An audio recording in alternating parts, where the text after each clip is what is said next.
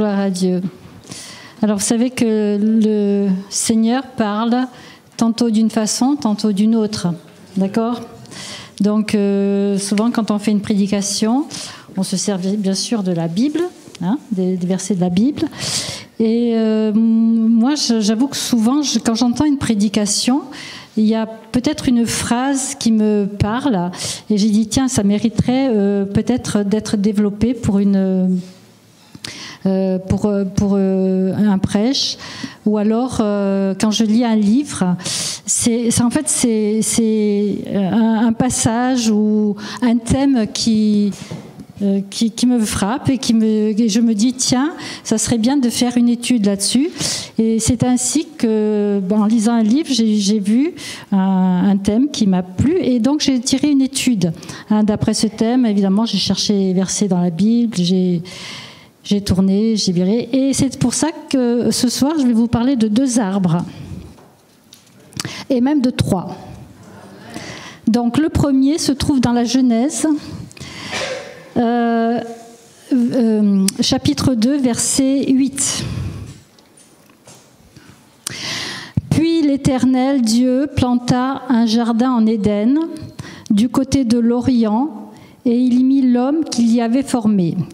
Là, l'Éternel Dieu fit germer du sol toutes sortes d'arbres, d'aspect agréable et bon à manger, ainsi que l'arbre de la vie au milieu du jardin, et l'arbre de la connaissance du bien et du mal.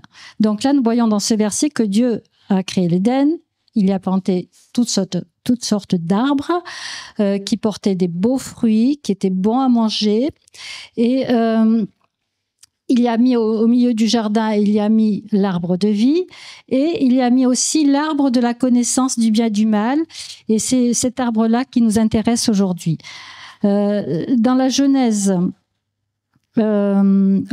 chapitre 2, verset 16, l'Éternel Dieu donna ce commandement à l'homme: tu pourras manger de tous les arbres du jardin, mais tu ne mangeras pas de l'arbre de la connaissance du bien et du mal, car le jour où tu en mangeras, tu mourras. Donc là, on voit que Dieu dit à Adam et Ève qu'ils pouvaient manger de tous les arbres. Tous ces arbres qui portaient de beaux fruits, ça devait être quelque chose quand même, des beaux fruits, beaux, bons à manger.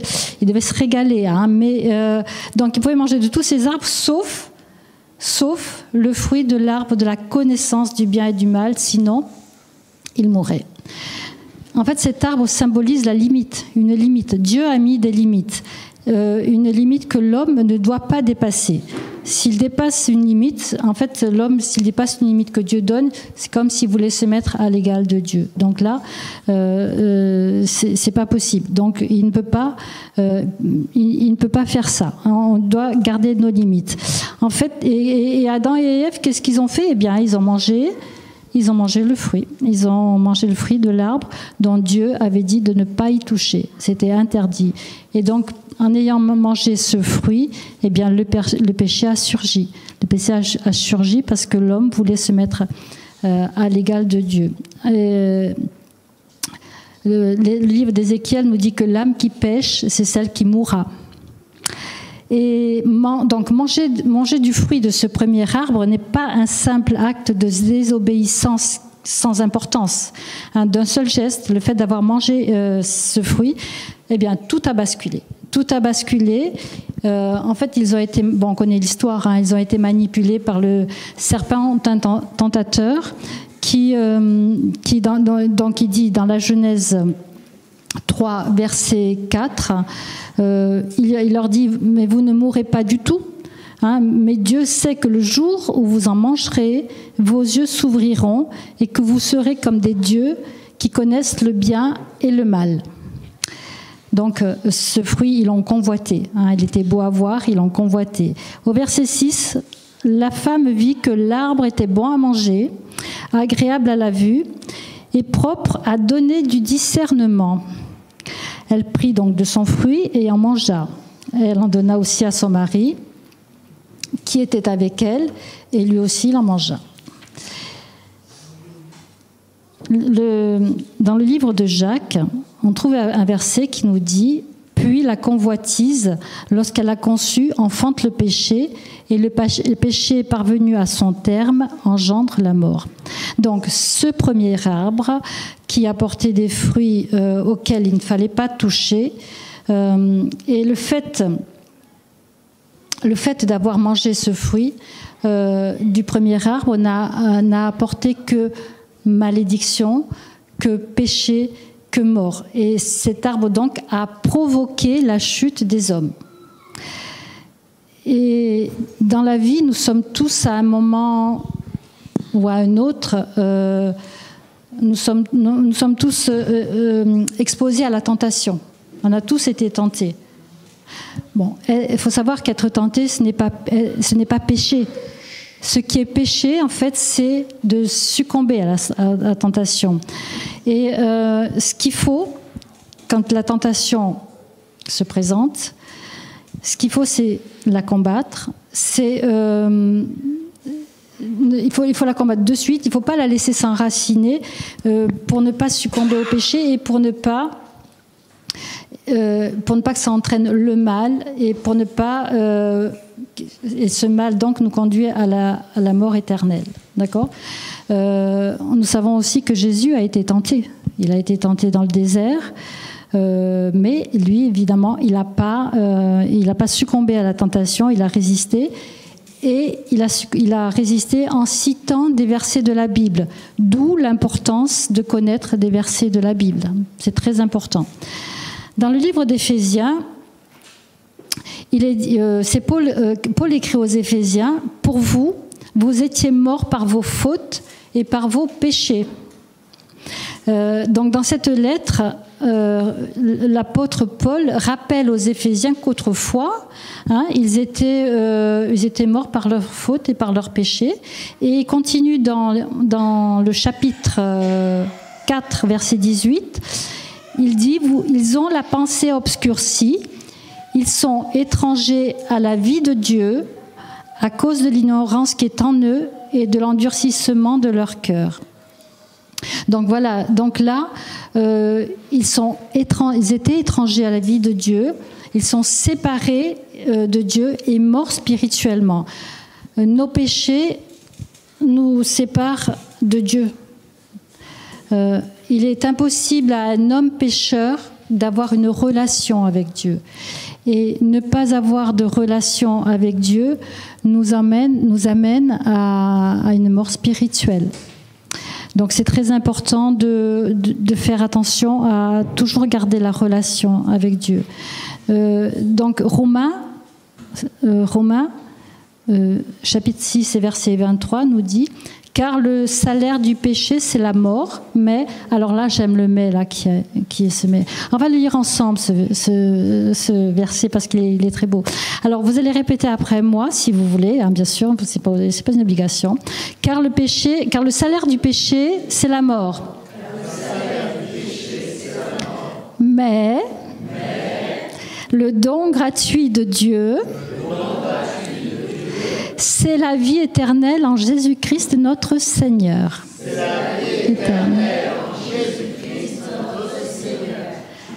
Et donc, il existe un deuxième arbre qui a joué un rôle essentiel dans l'histoire de l'humanité. Nous le trouvons dans Galates, au chapitre 3, verset 13, il dit « Christ nous a rachetés de la malédiction de la loi, étant devenu malédiction pour nous, car il est écrit « Maudit est quiconque est pendu au bois ». Donc, nous savons que Jésus est mort sur cette croix. Il a sacrifié sa vie pour que les hommes soient sauvés. Il a sacrifié sa vie pour que nous soyons sauvés du péché et de la mort. Et cette croix où le sang précieux de Jésus a coulé, cette croix où son corps a été brisé, cette croix où il a rendu son dernier souffle, eh bien, cette croix était en bois. Et ce bois provenait de quoi ? D'un arbre. Qu'on appellera... Donc, la croix était un arbre. Et donc, c'est le deuxième arbre. Et cet arbre-là, on l'appellera l'arbre du calvaire, du supplice, de la souffrance, enfin, on l'appelle comme on veut. Hein. Donc, on dira l'arbre du calvaire. Donc, quelques comparaisons entre les deux arbres. Le premier arbre a été destructeur. Le second a réparé ce qui a été brisé. Amen. Le fruit du premier arbre n'a apporté que mort et malédiction. Le fruit du deuxième arbre efface toute cette malédiction. Amen. Gloire à toi, Jésus. Le péché et la mort sont venus du premier arbre et ils ont été vaincus grâce au deuxième arbre. Amen. Gloire à toi, Seigneur. L'homme est tombé à cause du péché, l'homme est tombé à cause du premier arbre, mais il a pu se relever grâce au deuxième arbre. Donc, si le péché et la mort sont entrés dans le monde à cause d'un arbre vivant, le pardon et la vie ont été apportés par un arbre mort. Amen. Gloire à toi, Jésus. L'arbre vivant a donné la mort et l'arbre mort a donné la vie. Amen. Donc, Marc 10, 45 nous dit « Car le Fils de l'homme est venu, non pour être servi, mais pour servir et donner sa vie en rançon pour beaucoup. » Donc, Jésus, comme le dit le verset, Jésus est venu non pour être servi, mais pour servir. Mais surtout, pour donner sa vie. Toute son existence est basée là-dessus. Il voulait donner sa vie, il a souffert, il est mort sur la croix. Donc Jésus a donné sa vie pour nous racheter de l'esclavage du péché. Amen. Jean 6, 53 nous dit, Jésus leur dit, « En vérité, je vous le dis, si vous ne mangez la chair du Fils de l'homme et si vous ne buvez son sang, vous n'avez pas la vie en vous. » Donc nos ancêtres, Adam et Ève, pour ne pas les citer, en mangeant le fruit défendu, donc ils ont mangé le fruit et ils sont morts. Et là, Jésus nous dit que pour avoir le salut, pour avoir comment il dit que pour avoir la vie en nous, pour avoir le salut, ce qu'il faut, c'est manger sa chair et boire son sang. Bon, évidemment, c'est une métaphore. C'est une métaphore qui veut dire que pour être sauvé et pour avoir la vie éternelle, nous devons donc recevoir Christ dans notre cœur par la foi. Alléluia. Gloire à toi, Jésus. Parce que de même que notre corps a besoin de nourriture, notre corps a besoin de boisson pour vivre, eh bien notre âme a besoin de Jésus-Christ pour vivre. Amen.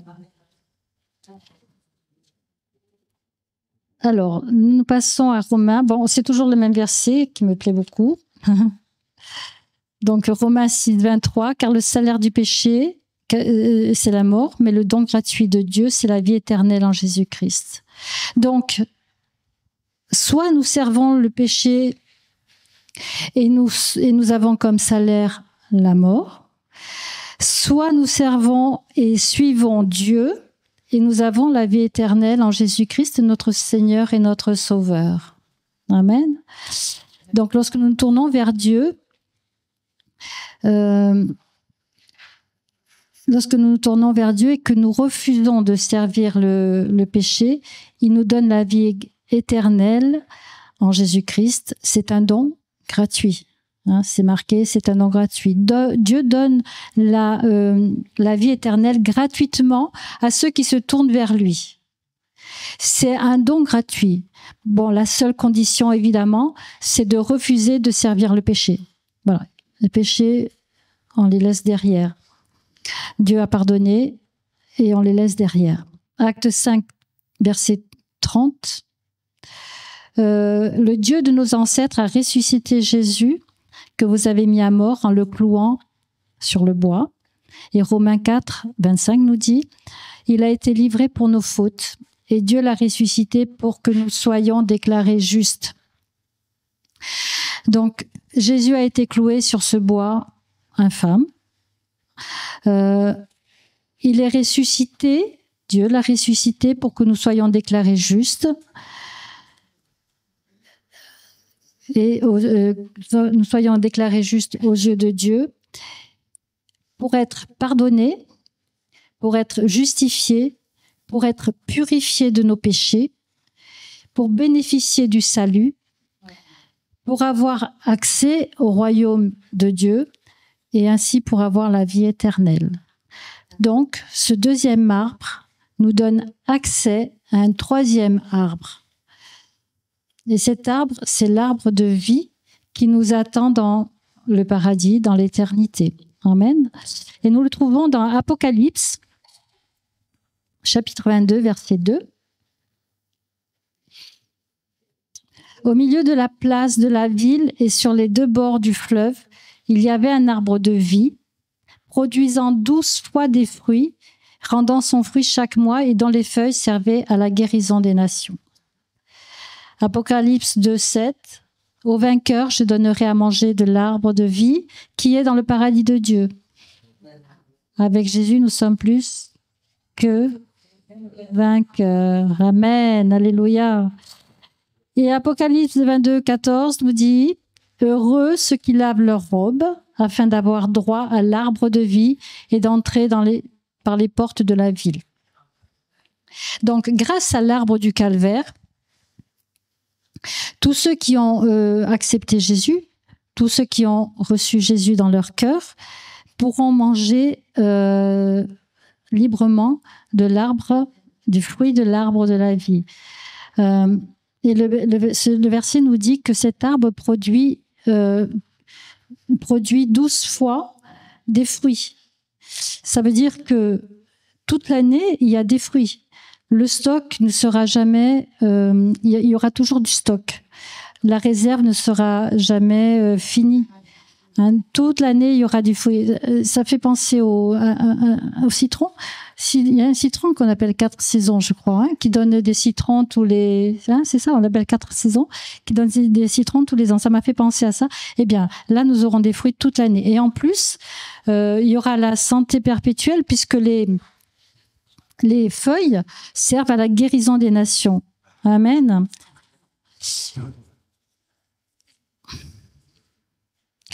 Et cet arbre de vie, nous le retrouvons donc, c'est celui que nous avions dans la Genèse, dans le jardin d'Éden. Et là, dans le Genèse 3, 22, il est écrit l'Éternel Dieu dit maintenant, donc c'est quand ils ont mangé le fruit, hein, donc Dieu a dit maintenant que l'homme est devenu comme l'un de nous pour la connaissance du bien et du mal, évitons qu'il tende la main pour reprendre aussi de l'arbre de vie, en mangeant et vivre éternellement. Donc, après avoir chassé l'homme, Dieu mit à demeure à l'est du jardin d'Éden les chérubins et la flamme de l'épée qui tournoient pour garder le chemin de l'arbre de vie. Donc là, ça nous dit que l'arbre de vie donne la vie éternelle. Il donne son fruit tous les mois, en toute saison, hein, et donc nous ne manquerons jamais de son fruit puisque l'approvisionnement ne sera jamais interrompu. Amen. Donc pour ceux qui habiteront la ville sainte, donc la Nouvelle Jérusalem, la ville sainte, eh bien cet arbre représente l'abondance. Et de même que la santé. Et donc, avec ce troisième arbre, alors, il faut savoir qu'avec ce troisième arbre vient ce à quoi Dieu nous avait destiné. C'est-à-dire que quand il était dans le jardin d'Éden, il y avait une relation parfaite entre Dieu et sa création. La relation était parfaite, c'est ce qu'il voulait. D'accord ? Ensuite, on sait ce qui s'est passé. L'homme a péché Et tout a été brisé, tout a été changé. La mort est rentrée dans le monde, le péché est rentré, la malédiction, donc tout a été changé. Mais avec ce troisième arbre que l'on retrouvera dans le paradis, eh bien, la relation qui était perdue au début va être retrouvée dans le paradis avec Dieu. Nous aurons avec Dieu une relation parfaite. C'est ce qu'il voulait, une relation parfaite avec sa créature. Et c'est ce que nous allons retrouver donc dans le futur, dans notre vie future. Alors, il y a donc la différence entre l'arbre de vie et l'arbre de la connaissance du bien et du mal. C'est que l'arbre de la connaissance du bien et du mal nous a conduits à la mort, et l'arbre de vie nous donne la vie éternelle en Jésus-Christ. Et ces trois arbres peuvent résumer l'histoire de l'humanité. Je terminerai avec ça. Donc, ça résume son passé avec l'arbre de la connaissance du bien et du mal. Là, c'est là où tout a commencé. C'est là où le péché et la mort sont entrés dans le monde. Et c'est là, donc, le péché et la mort sont entrés dans le monde à cause donc de son fruit défendu. Il y a son présent avec l'arbre du calvaire, puisque nous sommes toujours sur le temps de la grâce. Et donc, puisque nous sommes toujours sous ce temps de la grâce, rien n'est perdu. Rien n'est perdu pour ceux qui acceptent Jésus-Christ. Donc, voilà, il est jamais trop tard. On peut accepter Jésus-Christ maintenant. Et Jésus-Christ, en fait, qui est le fruit de la vie. OK ? Et son futur, avec l'arbre de vie, donc tous ceux qui auront accepté donc Jésus, auront donc dans le paradis, auront la vie éternelle avec notre Seigneur Jésus-Christ et Sauveur. Amen. Seigneur, je te remercie pour ta parole, Seigneur. Je te remercie, Seigneur, pour le plan parfait que tu as pour tes enfants, Seigneur. Je te remercie, Seigneur, parce que avec ce deuxième arbre, Seigneur, tu as créé, Seigneur, la façon de renouveler notre relation avec toi, Seigneur. Cette relation que nous avions perdue, Seigneur, eh bien, Seigneur, toi, tu nous as donné l'occasion de la retrouver, Seigneur. Et nous te remercions pour ta bonté, Seigneur, parce que quand nous serons avec toi, nous aurons cette relation parfaite, Seigneur. Nous aurons, Seigneur, nous n'aurons plus besoin de rien puisque tu seras là, Seigneur. Tu seras la lumière, tu seras le chemin, tu seras notre vie, Seigneur. Et nous voulons vraiment, Seigneur, tous ensemble te remercier pour tes bontés, Seigneur, qui ne sont pas épuisées et qui nous attendent encore. Dans le nom de Jésus, Amen. Amen.